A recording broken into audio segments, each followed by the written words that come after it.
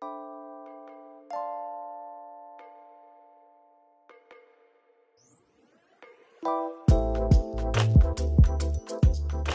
youth of Urban League of Palm Beach County had the awesome opportunity to interview legacy keepers for our legacy video.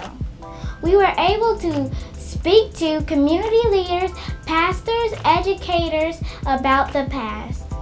We have been able to learn and really understand the events that affect African Americans in this country. This understanding will definitely shape our future. It has been a privilege to have been a part of this project. We all now know the importance of oral history. This has been an experience that we will remember for years to come.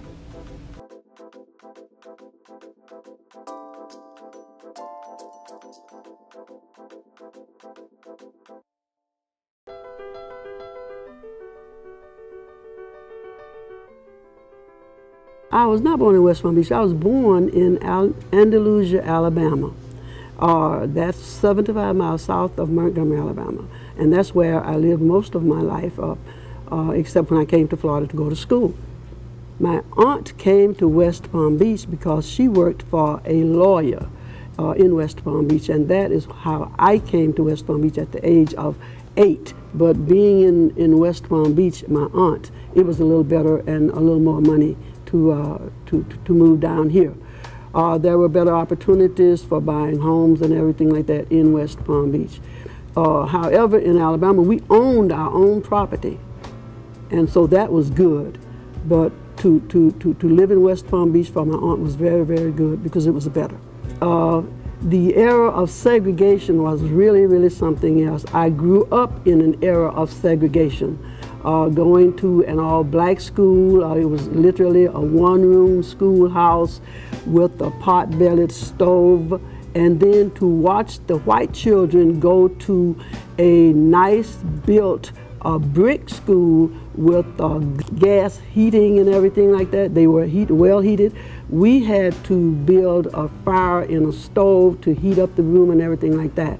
We went to outdoor toilets. You don't even know what it is. You wouldn't know what one looked like unless you went to a museum. And that's what I would hope, that sooner or later we can get a museum here so we can show those kinds of things to what we really endured. We had to walk to school from our homes. The children, the white children, were riding buses from their homes to the schools, and we were walking, and that was during the day of segregation. The new migration to the South has said, okay, I don't have to leave home anymore like they did in the 60s and 70s to go up north and work in the plants and everything like that. I can come home and I can establish a business, and then I can be profitable and help other people and employ other people. I can not only be an employee, I can be an employer. I have been a part of the Urban League. I've always been a member as long as I've known the Urban League, and I will always be a member. I really I credit them for allowing me to be a part of their boards and to be involved with a very diverse population in West Palm Beach. And so the Urban League here is extremely useful to this community, and they provide opportunities from the cradle to the grave, from young people to senior citizens. They have a senior citizens program, young people program, the New Lights program, for whatever issue or whatever career you want to do, community involvement. The Urban League has it. They provide a service. If you don't know what it is, come here. They will help you.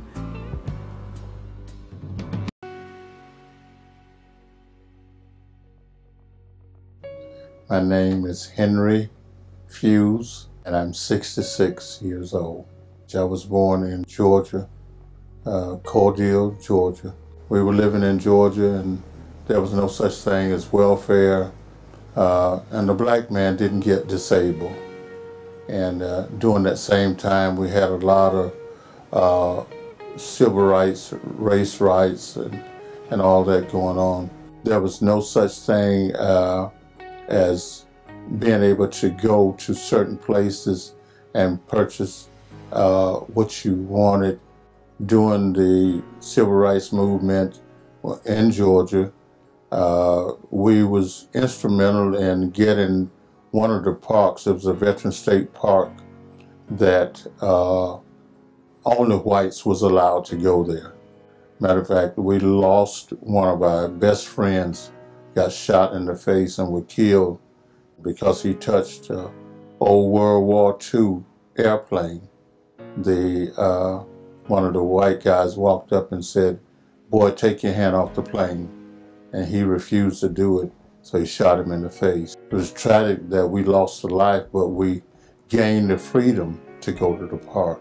21 people that was on a farm in Kosciuszko, Mississippi, picked them up in a bus, and we drove back, and rather than being able to come back across to Atlanta, I had to come all the way down to the panhandle of Florida because we were being chased and the bus was shot at. And this was in the 60s, and there were still slaves. We migrated from Georgia here, and economically, it was to our advantage.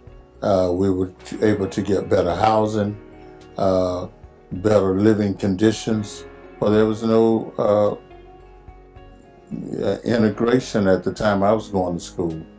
We had all black school. I can recall one day I went to a water fountain that said white only to get a drink of water. I got some water, and I was kicked by a white man that kicked me and said to me, when I turned around, he pointed a shotgun and said, "Do it, nigga, and die." In the Urban League as a whole, they're concerned for African Americans and other minorities as far as economic development, as far as racial equality, to bring us to a place where we can say we are people as a whole.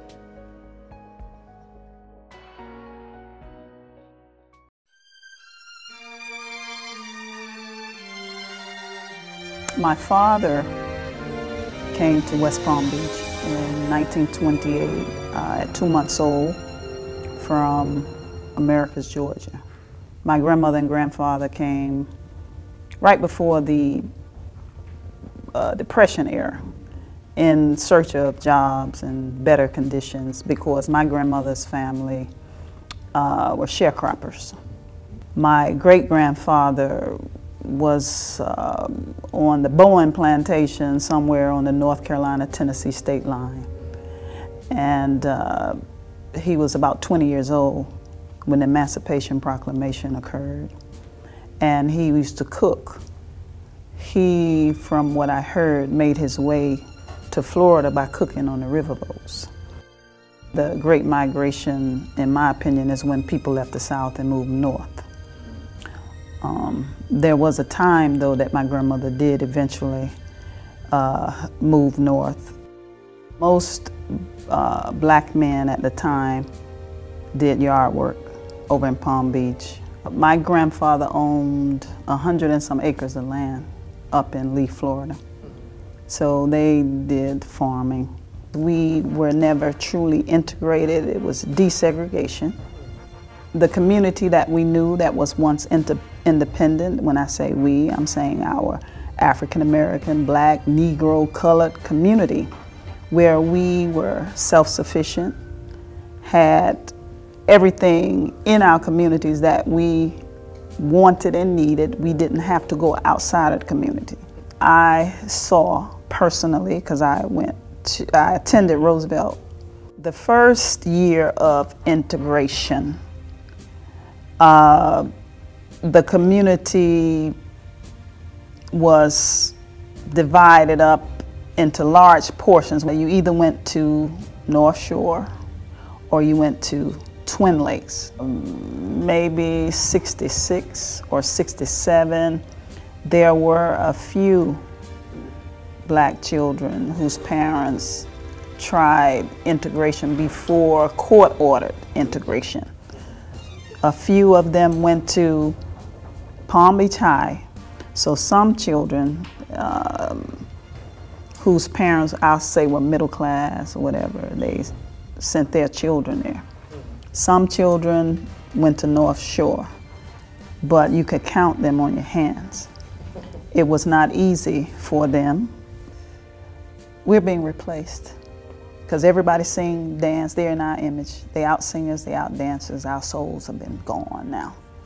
And so I'm saying this, and I'm going to say it, there will be no need for you. What do you have to offer to society? We got people who've been out saying you can be you, talk like you. So what good are you? Of what use? This here is the most valuable thing we have is our minds and our brains. And the purposes that we are using them for is not really to benefit much, to help our own selves. In my opinion, we've become beggars. In this community, there's not one thing that we have control of anymore. Not even the parks where we had Afro Arts Festival.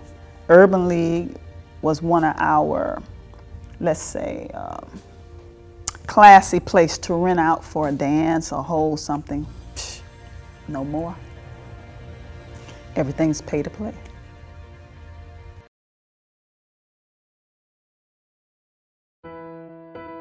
I was born in Fort Lauderdale, but I actually migrated to Delray Beach. My family moved primarily because of looking for work. There was very little work in North Florida during that time frame. My father and mother worked on the farms. My father was a migrant worker. He carried people, he followed the season. He worked in beans and peppers and tomatoes and things of that nature. Over my lifetimes, I've seen some good opportunity to change, and that we don't all have to work on the farm anymore. When I grew up, we always primarily had to work on the farm if you worked anywhere. I too recall the times when there was signs that said drinking fountains, for example, white only, black only, etc. And I recall having to, when we went to restaurants, when we traveled up north to work, going to the back entrance of restaurants to receive food and etc. And over the years, that has changed. There's no longer any signs that say it's white only. We don't have to go to the back of the restaurant to be served. So those have been some great changes. Personal and political freedom means a very lot to me.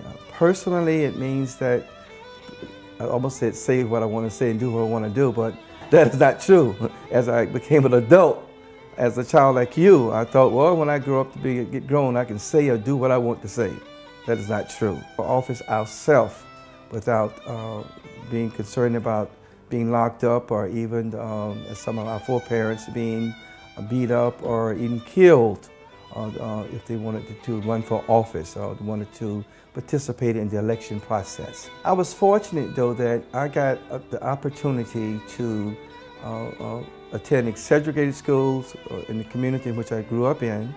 But by my father being a migrant worker, during the summer we would go north.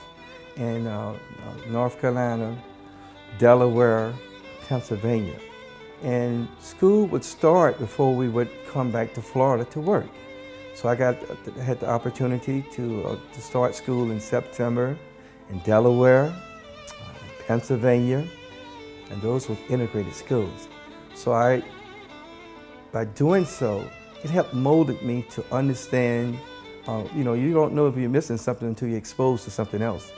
So I could see firsthand by going to school in the North, when I came back to the South, some of the things that we should have had that we didn't have.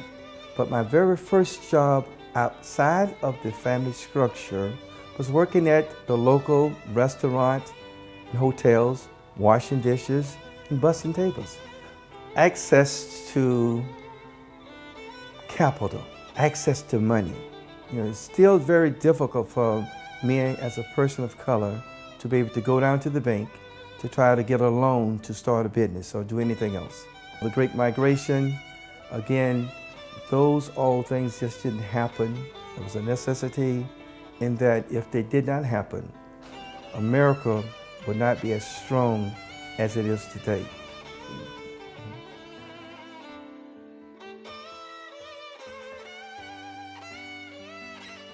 Political freedom, more so than anything else, means that I can vote which way back then we were not able to vote.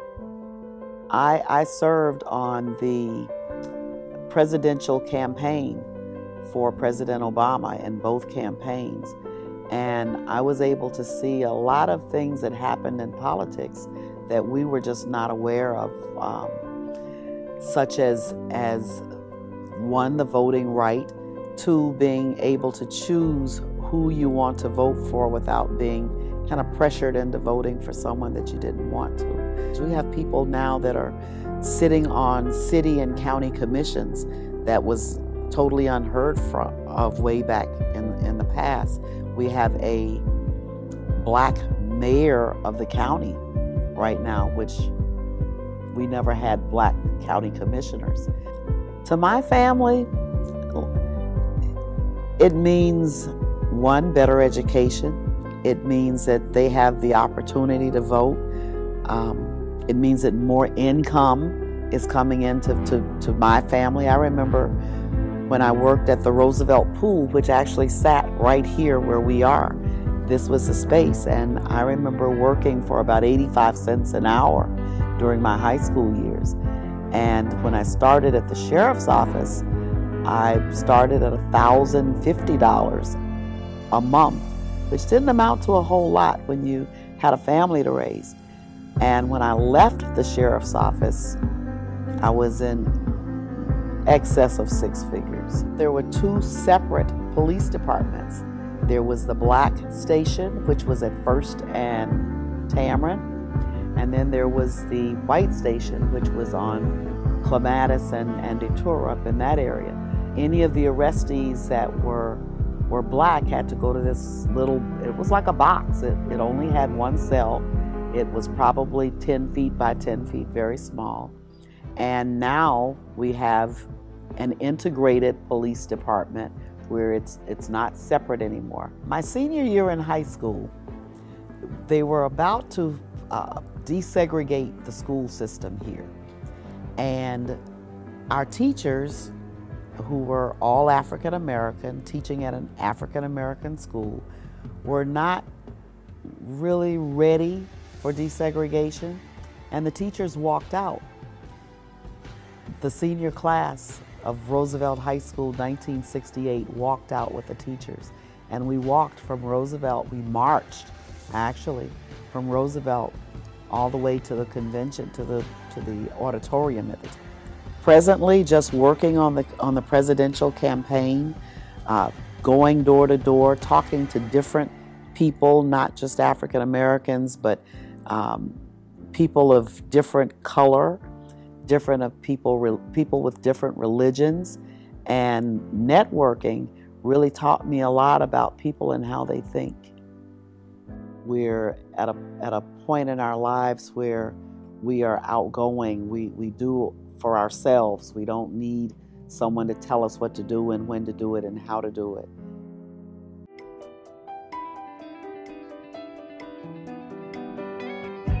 My parents, both mother and father, migrated here from the Bahamas Island.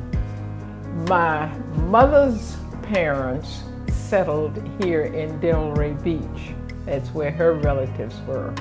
My father's parents settled in West Palm Beach. Both families came here looking for a better place to live and earn money. They felt that they could afford better living and lifestyle here in South Florida. We've had several changes during my lifetime. Most of them good, but some were questionable. Some of the lifestyles or changes I did not agree with, but there have been a lot of life changes here. Well, I guess the biggest was integration of the races here. They've always been this white-black, for lack of a better term at this time, thing. You know, the white people against the black people and vice versa.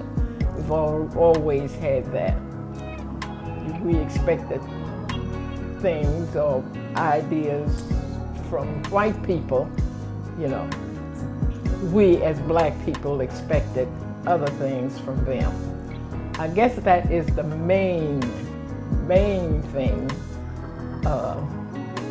that occurred during my childhood that I have vivid memories of.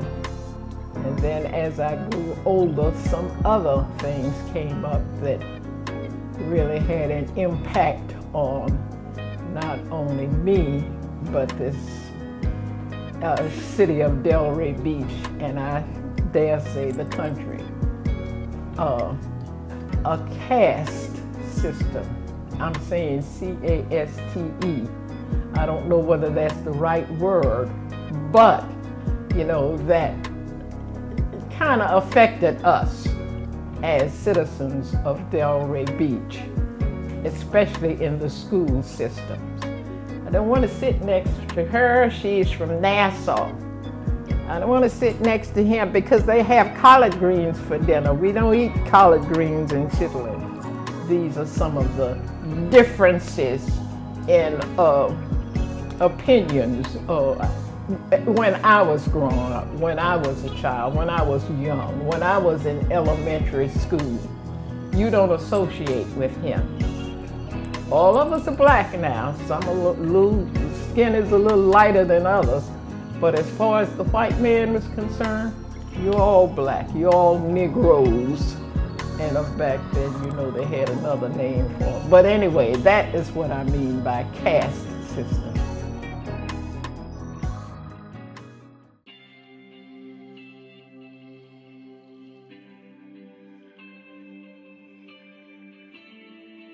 My name is Reverend James E. Adams, and I am exactly 25 years and 3 months from being 100 years of age. My parents migrated from Dublin, Georgia to West Palm Beach looking for a better life.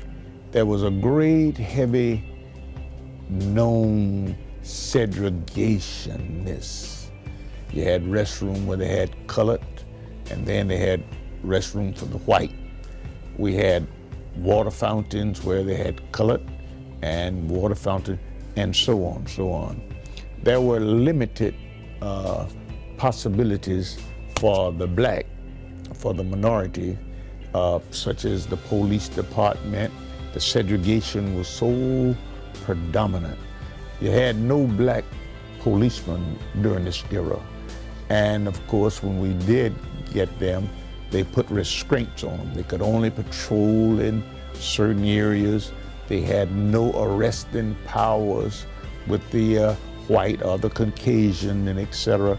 And we've lived to see that turn around considerably. The black man was the last hired, and in most instances, he was the first fired. So things was tough. But what we realized, a sense of unity in the community. We realize a sense of unity in families. I think that segregation, in some sense, it was a blessing for us because a whole lot of habits, a whole lot of behaviors we didn't know anything about. We knew family, we knew discipline. We lost what we had, and we got a whole lot of what we don't need. The civil rights movement brought in a lot of challenges to the status quo. The civil rights movement provided many opportunities for black Americans, and some whites have benefited from it too as well, but more or less economically, in the school system, wherever Jim Crow raised his head, he knows that he can't just get away and do business like usual. There will be some people who are organized to confront them on this level.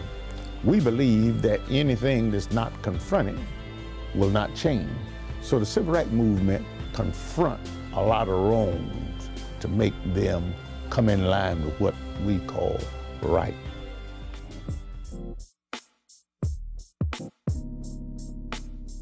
I was born in Marion County in a little settlement called Bleachton.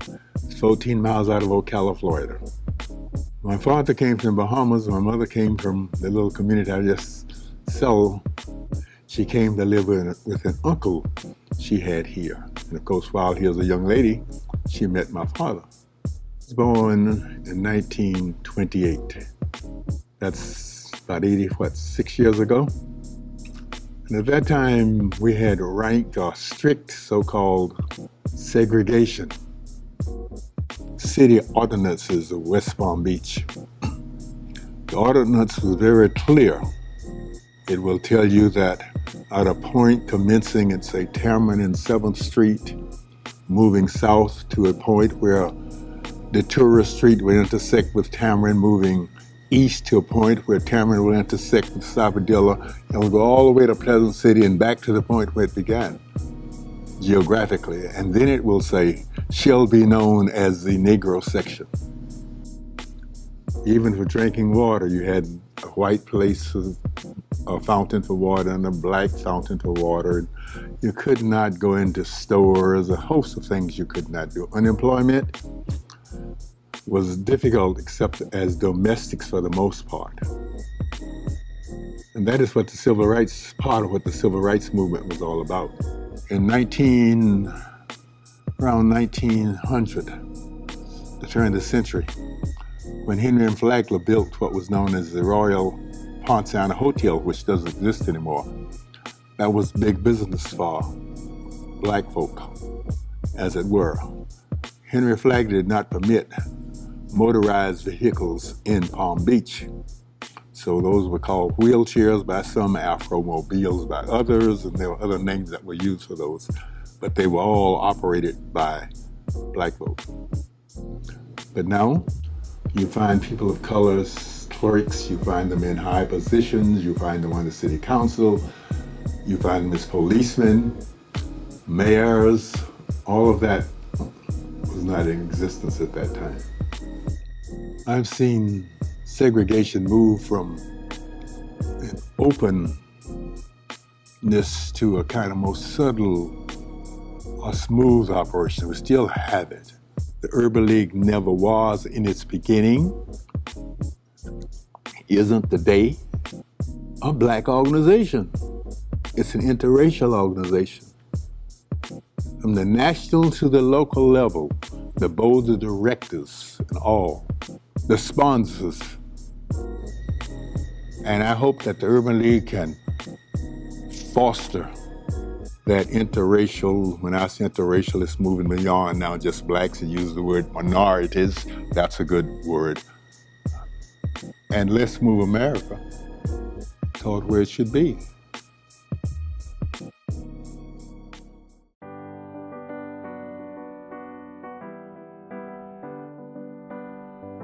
I was born in Live Oak, Florida, North Florida, Swanee County, in a little settlement called Bakersville.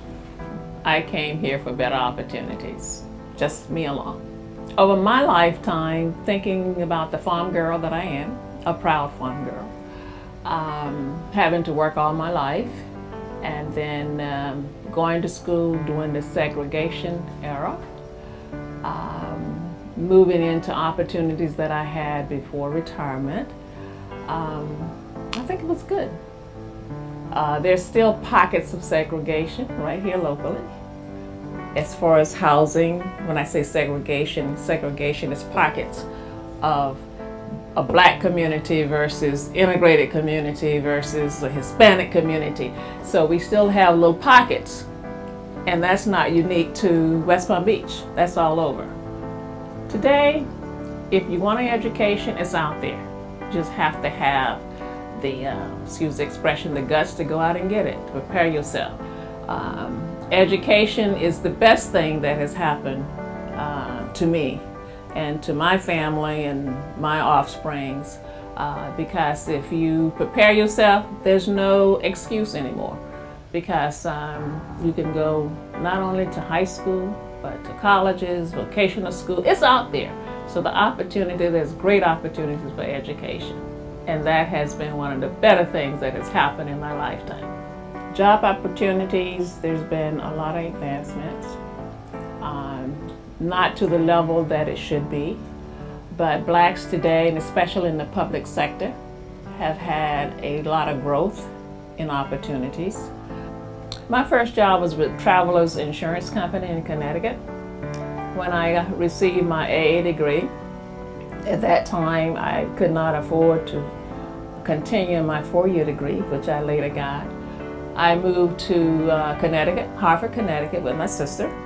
And I was able to get a job. At that time, job opportunities were beginning to open up for blacks. And I was able to get a job in their payroll department at Travelers. And I stayed there for about 6 months, and then due to a family situation, I moved back to Florida. I'm proud about the migration, because the Great Migration is because it was people who got tired and they did something about it. When they moved or transitioned from the South, the good old South, which I lived and grew up in, and they had the stick-to-itness to take it, or whatever it were, and move to the North or the West to better themselves. I admire them to do that, because through that, they had an impact on the civil rights movement. They lived it, so they could get out there and walk with Martin Luther King and whoever was out there, because they lived that. Civil rights movement began not only when it was Martin Luther King, it had started before the era of Martin Luther King.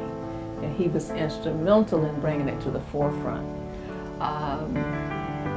We just need to study our history and move forward and build from that history to know that, you could see then that we are not where we want to be or should be, because equality is really not equal yet. We're close, but not there.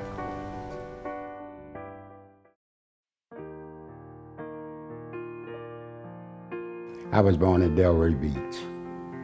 My parents migrated from Miami. My grandparents was really from the islands, from the Bahamas. They moved for a better life, better working conditions economically, etc.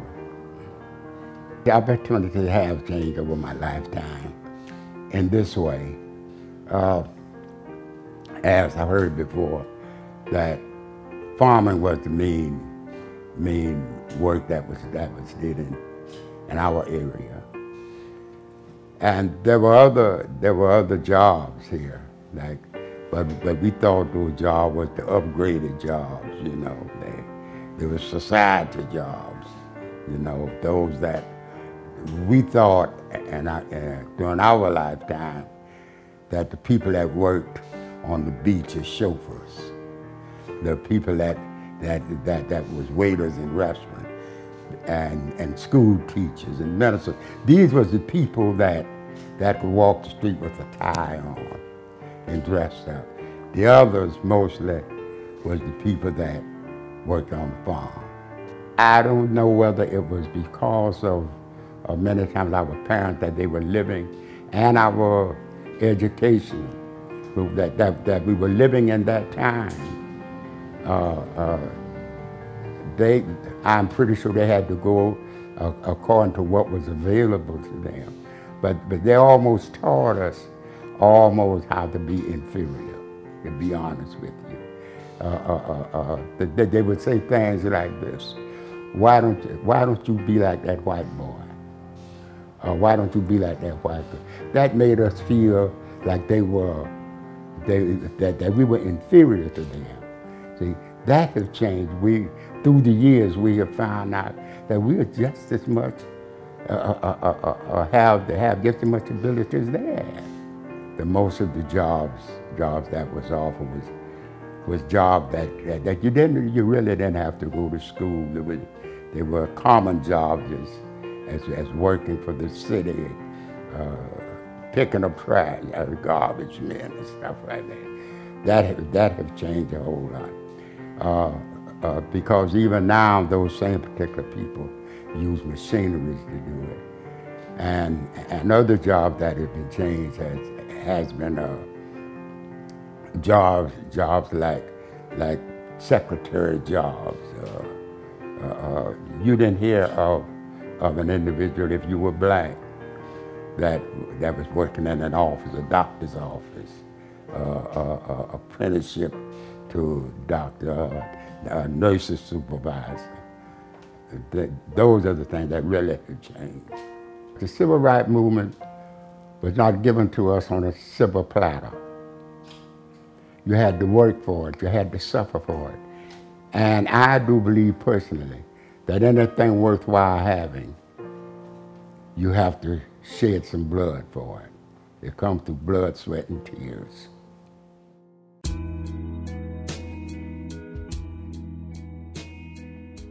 My name is Henrietta M. Smith. I was born in New York City. I was born in Harlem, as a matter of fact. My parents originally came from Charleston, South Carolina. I married this gentleman who was my husband, late husband, in New York City, and we migrated to Florida, he and I.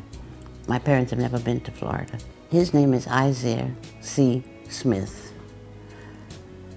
He went to law school and came back to Florida because he said he was coming to Florida to serve his people when he got out of law school. When he finished college, he went to Florida A&M, and at that time it was Florida A&M College, not University College. When he finished it, he wanted to go to law school.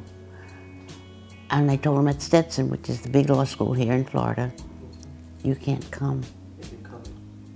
Your skin was not the right color. So he went to New York, he went to Brooklyn, and he went to Brooklyn Law School. And when he graduated from law school, he came back to Florida to work with his people. In the meantime, we got married, and so I had to choose either I stay in New York, which I loved, or I stay with my husband and come to Florida, so I came to Florida. He said as a lawyer, he knew the people down here, black folks didn't have easy access to lawyers that they could afford. He came down to work with his people, and he and his partner, who's also deceased, had a law firm in West Palm Beach. But we lived in Delray at our home base. I've seen lots and lots of changes. When I first came here, I had graduated from library school, and I came and I said, I went to the library to get a job as a librarian. And they said, we can give you a job as a page and you can put the books back on the shelf. And I said, I have a degree. I will not put books back on the shelf. And so I didn't get a job in the library. I got a job in the school system. But that too was not in Delray, that was down in Pompano. Blanche Ely High School in Pompano. I was a librarian at that school. My mother said, when I graduated in New York, I graduated at 9th grade, and we went to high school 10th grade. Graduated at 12th grade. My mother said, I don't want you to go to school here in Harlem. I want you to go, and I went to high school in the Bronx. Got there, finished 10th grade, finished 11th grade, took all the exams to go for 12th grade, and the guidance teacher and the principal said, I want your mother to come to school tomorrow. We had to have conference. They called my mother in and said, I think Henrietta needs to go now to the other school where she'll go with her own people. My own people? I've been in that school for 3 years, and now I gotta get out and go with my own people. I don't even know my own people.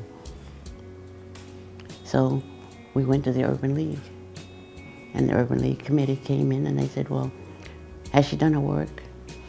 Has she made her grades? Has she come to school? Has she come on time? What reason do you have to say, send her someplace else? And that was my beginning with the Urban League. My name is Marcia Andrews, and I am 64 years old. I was born in Augusta, Georgia. I was one of 7 children, so half stayed in Georgia and the other half came down here with my dad.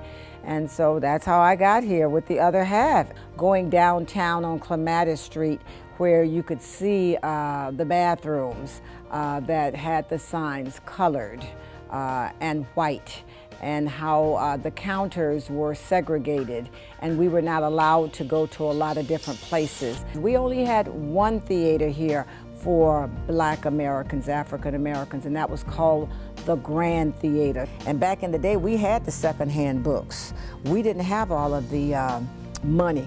The money wasn't equitably spent in Palm Beach County School District as it is today. And I just saw how it was very difficult back when I was growing up for African Americans, Black Americans to get the jobs necessary.